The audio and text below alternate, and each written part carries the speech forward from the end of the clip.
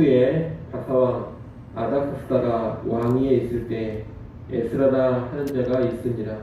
그는 스라야의 아들이요 아사랴의 손자요 hil기야의 증손이요 살룸의 현손이요 사독의 5대손이요 아이두베의 6대손이요 아마랴의 7대손이요 아사랴의 8대손이요 무라요스의 9대손이요 스라히야의 10대손이요 우시엘의 11대손이요 붓기의 12대손이요 아비수아의 13대손이요 비느하스의 14대손이요 엘르아살의 15대손이요 대제사장 아론의 16대손이라. 이 에스라가 바벨론에서 올라왔으니 그는 이스라엘의 하나님 여호와께서 주신 모세의 율법에 익숙한 학자로서 그의 하나님 여호와의 도우심을 입음으로 왕에게 구하는 것은 다 받는 자이더니 아닥스다 왕 제7년에 이스라엘 자손과 제사장들과 레위 사람들과 노래하는 자들과 문지기들과 느드님 사람들 중에 몇 사람이 예루살렘으로 올라올 때에 이 에스라가 올라왔으니 왕의 제7년 다섯째 달이라. 첫째 달 초하루에 바벨론에서 길을 떠났고 하나님의 선한 손에 도우심을 입어 다섯째 달 초하루에 예루살렘에 이르니라. 에스라가 여호와의 율법을 연구하여 준행하며 율례와 규례를 이스라엘에게 가르치기로 결심하였었더라. 아멘. 우리가 지금 보고 있는 에스라서는 크게 두 부분으로 이루어집니다. 1장부터 6장까지는 포로 생활에서 1차로 귀환한 백성들이 성전을 재건하는 내용을 말하고 있습니다. 그리고 오늘 본문으로 읽은 이 7장부터 10장까지는 이제 2차로 귀환한 백성들의 이야기입니다.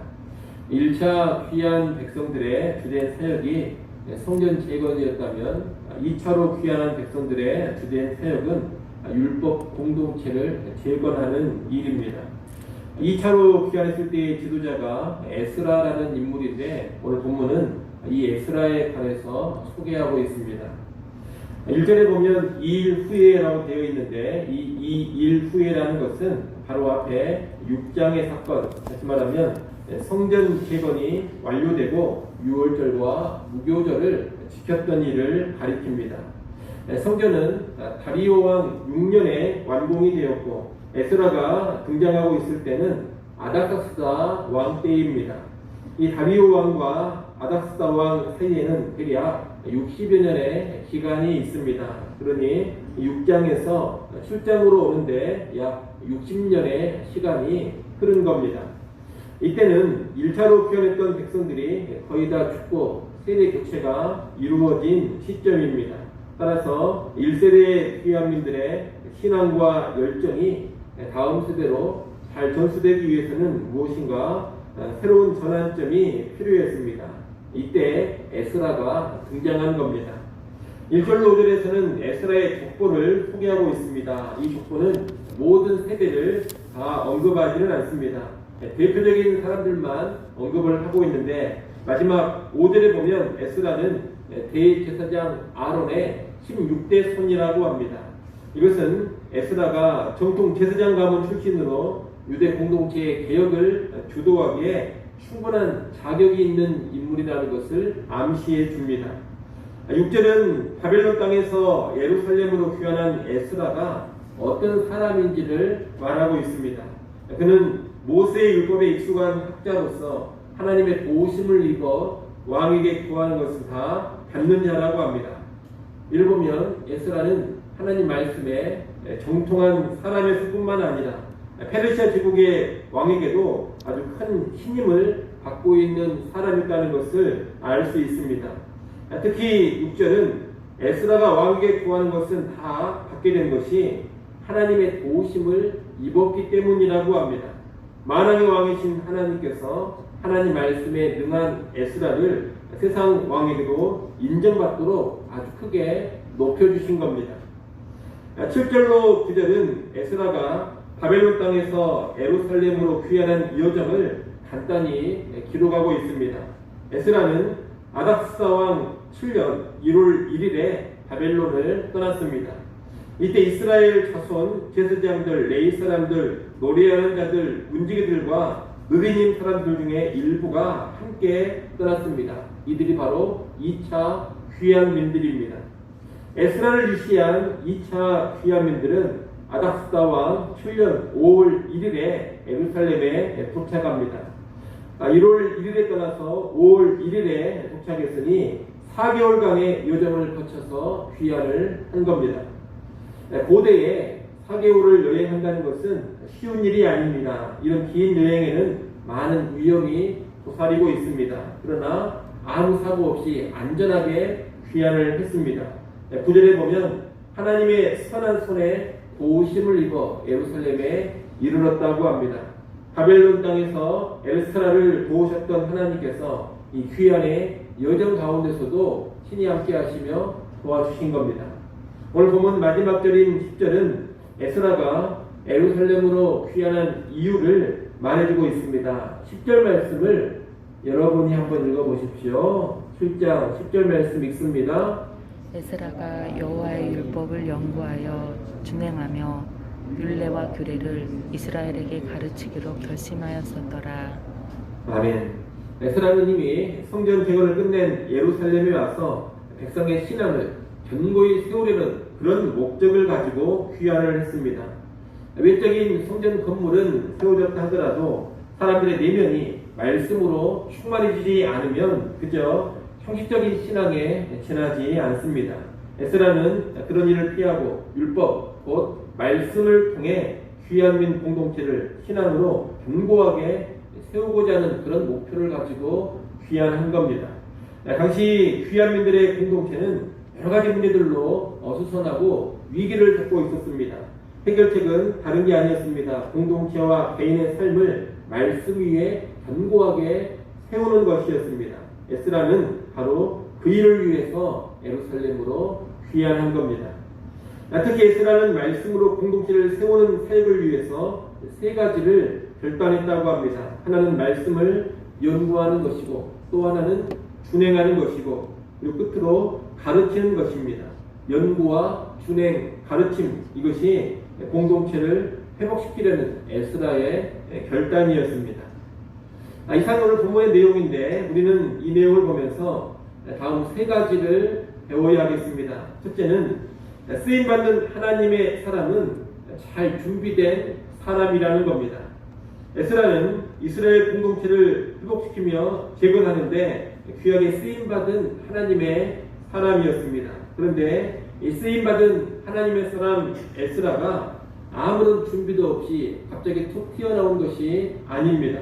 하나님께서도 아무런 준비가 안 된 그를 그냥 들여다 쓰신 것이 아닙니다. 일단 에스라는 대제사장 아론의 집안 신앙의 가문에서 신앙 유산을 전수받은 사람입니다. 오늘 본문에서 말하고 있는 이 에스라의 족보는 단순히 에스라 집안이 참 좋다 이것을 말하려는 것이 아닙니다. 단순한 집안 자랑이 아니라는 겁니다. 이 족보를 언급하는 것은 에스라가 신앙의 유산을 잘 이어받아서 여호와 신앙의 정체성을 철저히 유지하고 있는 사람이라는 것을 보여주는 겁니다.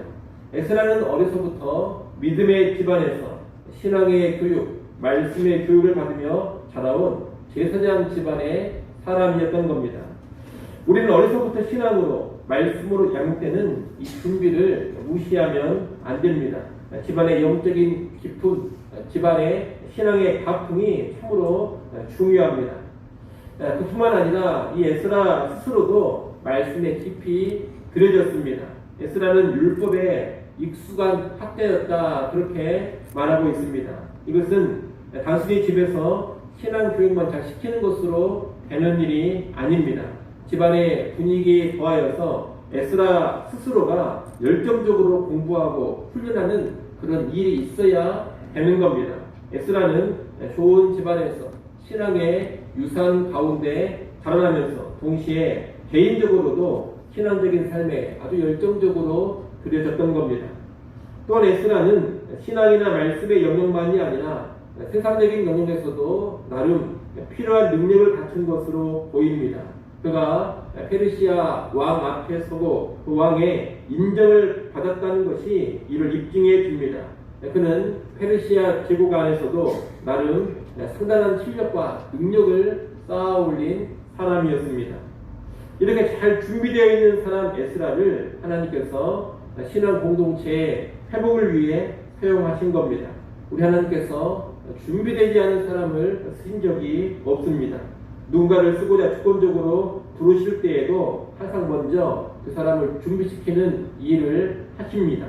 그리고 준비시킨 후에 하나님이 쓰시는 겁니다.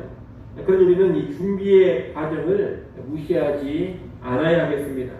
가정에서의 준비 정말로 중요합니다. 가정에서 여러분의 자녀들에게 신앙의 유산을 잘 계승하시고 필요한 말씀을 가르치며 양육해 가야 합니다. 이것이 하나님 앞에서 자녀들을 준비시켜 가는 겁니다. 또 가정의 분위기에 대해 개인적으로도 열심히 있게 신앙생활을 잘해야 되고 말씀의 공부와 훈련에도 적극적으로 잘 들여져야 합니다. 아울러 필요한 세상적인 지식과 능력도 쌓아가야 합니다. 이 말이 꼭 좋은 대학을 가야 하고 학교 공부를 잘해야 한다 이런 뜻이 아닙니다.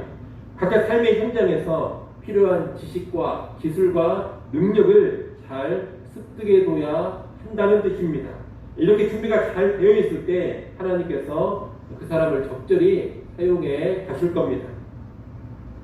둘째로 배울 것은 하나님의 일을 감당하려면 반드시 하나님의 도우심을 받아야 한다는 겁니다.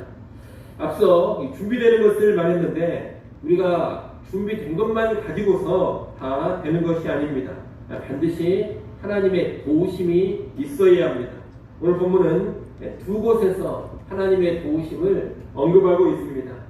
하나는 바벨론 땅에서 에스라가 왕에게 인정받은 것이 하나님의 도우심으로 되었다 이렇게 말합니다. 또 하나는 바벨론 땅에서 예루살렘으로 귀환할 때에도 하나님의 선한 손에 도움을 받았다고 합니다. 이 하나님의 도우심이 에스라에게 있었기 때문에 에스라가 제대로 쓰임받을 수 있었던 겁니다. 여러분 우리가 잘 준비만 되었다고 해서 다 바로바로 잘 쓰임받는 것이 결코 아닙니다. 하나님의 일을 제대로 감당하려면 이 하나님의 도우심이 반드시 있어야 하는 겁니다. 그래서 우리는 언제나 겸손히 하나님을 의지해야 합니다. 준비하는 과정에서도 하나님을 의지해야 하고 나름 탁월한 준비를 다 마쳤다 하더라도 그 뒤에도 교만하지 않는 가운데 겸손하게 하나님을 의지해야 합니다. 아무리 내 땅의 준비가 잘 되었다 하더라도 하나님이 도우시지 않으면 무용지물이 되기 때문입니다. 그러니 준비하는 과정은 물론이거니와 준비하고 나서 하나님의 일을 감당해 갈 때도 언제나 하나님을 의지할 수 있어야 하겠습니다. 최선을 다해 준비해야 되고 최선을 다해 주의 일에 드려지면서 동시에 하나님의 은혜, 하나님의 도우심을 우리는 간절히 구해야 하는 겁니다. 그러니 여러분도 모두 주의 일을 감당해 갈 때 하나님의 도우심을 구하며 언제나 겸손히 하나님 앞에 먼저 엎드리는 그런 성도들이 되시기 바랍니다. 마지막 세 번째로 배울 것은 하나님의 공동체를 세우는 일은 올바른 말씀 사역자의 말씀 사역을 통해 이루어진다는 겁니다. 앞서 말씀드린 것처럼 에스라가 감당할 주된 사역은 신앙 공동체를 견고히 세우는 것이었습니다. 그런데 이 일에 필수적인 것이 무엇이냐? 바로 말씀입니다. 오늘 본문은 거듭해서 이 에스라가 말씀의 사람이라는 것을 강조합니다. 그는 율법에 익숙한 학자였고 계속해서 하나님의 말씀을 연구하고 준행하는 사람이었습니다. 그리고 말씀을 가르치는 사람이었습니다. 이 에스라는 과거의 말씀을 배운 것으로 끝내지 않았습니다. 그는 계속해서 말씀을 연구하며 배워갑니다. 또 배우고 아는 것으로만 끝내지도 않았습니다. 그는 배운 말씀, 연구한 말씀을 준행하는 순종자였습니다. 알게 된 말씀을 자신이 먼저 적극적으로 순종하는 사람이었다는 겁니다. 순종은 없으면서 그럴듯한 가르침만 주는 그런 사람이 아니었습니다. 순종하면서 말씀을 가르치는 제대로 된 말씀의 사람이었던 겁니다. 이렇게 제대로 된 말씀의 사람이 말씀 사역을 감당할 때 신앙 공동체는 견고하게 세워져 갑니다. 여러분, 오늘날도 교회는 다른 것으로 세워지지 않음을 알아야 합니다. 교회는 무엇으로 견고하게 세워지느냐? 오직 말씀으로 견고하게 세워집니다. 그래서 교회는 언제나 말씀 사역을 중심에 두고 나아가야 합니다.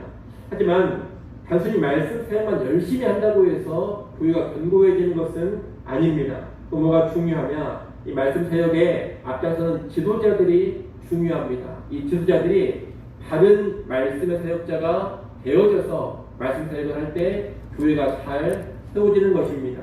아무리 성경 중심이라고 외치고 말씀 사역을 중심에 뒀다 하더라도 이 말씀 사역에 앞장서는 지도자들이 올바른 말씀 사역자가 아니라면 아무리 말씀 외친다 하더라도 교회는 사실상 든든히 세워지지 않는다는 겁니다. 바른 지도자들이 말씀 사역을 해야 교회가 제대로 세워져 갑니다. 바른 지도자, 바른 말씀 사역자는 다른 사람이 아닙니다. 하나님 말씀을 늘 사모하면서 기쁘게 공부하고 연구하는 사람이요. 또한 배운 말씀대로 먼저 적극적으로 순종하는 사람입니다. 이렇게 제대로 된 말씀 사역자들이 말씀 사역을 할 때에 좋은 결실이 맺혀지게 되는 겁니다. 일어나시고 여러분이 인도하는 위치에 있다면 언제나 먼저 올바른 말씀의 사람이 되시기를 바랍니다. 그리고 교회 지도자들이 언제나 먼저 참된 말씀의 사람이 될 수 있도록 이 새벽 시간에도 기도해 주시기를 바랍니다. 하나님, 우리 교회에 좋은 말씀 사역자들이 많이 세워지고 바른 말씀 사역자들을 통한 말씀 사역을 가지고서 더욱더 든든히 세워져 갈 수 있기를 간절히 소원합니다. 기도하겠습니다.